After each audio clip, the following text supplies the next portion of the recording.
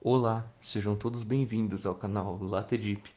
E hoje nós estamos aqui para mais um vídeo relacionado a curiosidades científicas, dessa vez sobre engenharia, por que os aviões voam e como os aviões voam. Aliás, essa segunda pergunta é mais interessante, como eles voam? Nós vivemos em uma sociedade em que é normal ter o espaço aéreo dominado, ou seja, nós viajamos de avião, vemos uma vez ou outra um helicóptero passar no céu, nós temos crianças que sonham em serem aviadoras. Mas quando que foi os primórdios disso? Bom, os nossos antepassados não viam essas latas voadoras no céu e muito menos sonhavam em serem aviadores, porque isso não existia.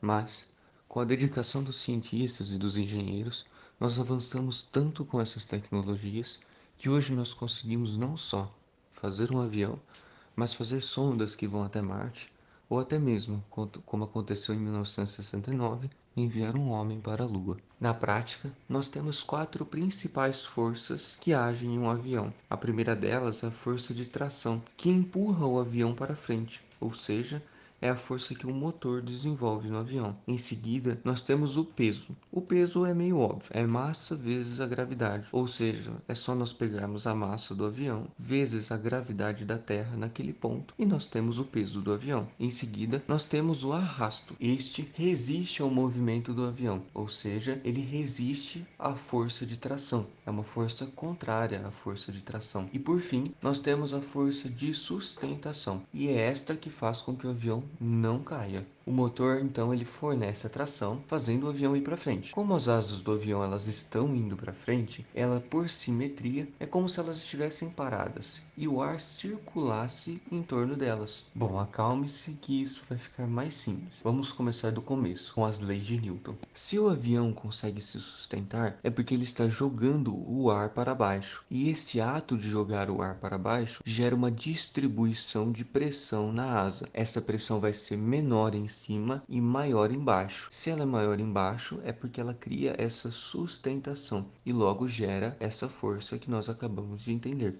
Talvez você não tenha entendido direito, mas vamos continuar, me dê mais uma chance. Pensemos nessa asa de avião que está na tela. Sim, por incrível que pareça, isso é uma asa de um avião. Esse contorno bem desenhado em branco é uma asa. E o que está em volta é nada mais nada menos que o próprio ar. O ar, ele pode ser escoado, ou seja, nós pensamos normalmente que o escoamento só serve para líquidos, óleo, água, enfim, mas na verdade não. O escoamento também serve para o ar. E quando eu falar de escoamento, saiba que eu estou me referindo ao ar nesse caso. Não existe nenhuma razão a priori para que o escoamento em torno dessa asa gere uma sustentação. E as moléculas, no final, elas não precisam chegar juntas, ou seja, lá na pontinha da asa, elas não precisam chegar juntas. Isso é só para estabelecer algumas regras. Inclusive, antes de o escoamento estabilizar, a sua asa ela pode não gerar sustentação nenhuma. Ok, eu sei que está difícil, mas mais uma vez, vamos continuar juntos que isso vai facilitar. As condições matemáticas para o escoamento são bem simples.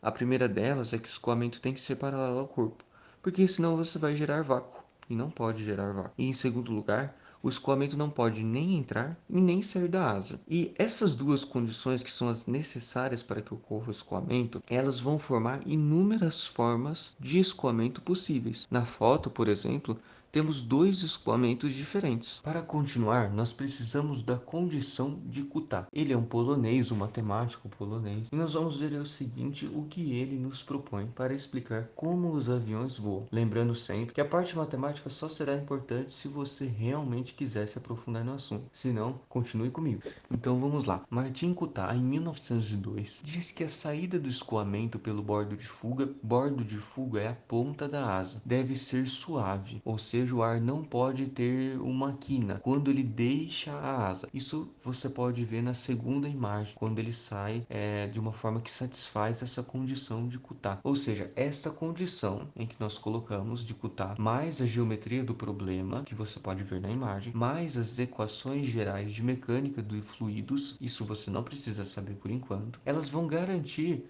uma única solução para o fluxo de ar estável. E essa solução acaba por sempre prever mais pressão na parte de baixo do que na parte de cima da asa. Pronto. Como nós dissemos anteriormente, é isso que causa a sustentação do avião, essa pressão maior embaixo. E agora você já sabe o porquê que essa pressão acontece. E, inclusive, essa condição ela é garantida fisicamente pela viscosidade. Viscosidade é que está diretamente relacionada com o escoamento, ou seja, ela só é garantida essa condição de pressão pelo atrito do ar. Então, em um mundo em que não existisse atrito, seria impossível fazer um avião voar. Para entender melhor o atrito, lembre daquela força que nós colocamos no começo do vídeo, que é a força de arraste. Ou você pode entender o atrito pelo simples fato do carro frear, ou seja, o contato dos pneus com o chão gera o atrito e faz com que o carro pare. Bom, em suma, nós temos quatro forças no avião. A principal delas é a força do motor, mas não é o motor que é a principal parte do avião. A principal parte seria as asas.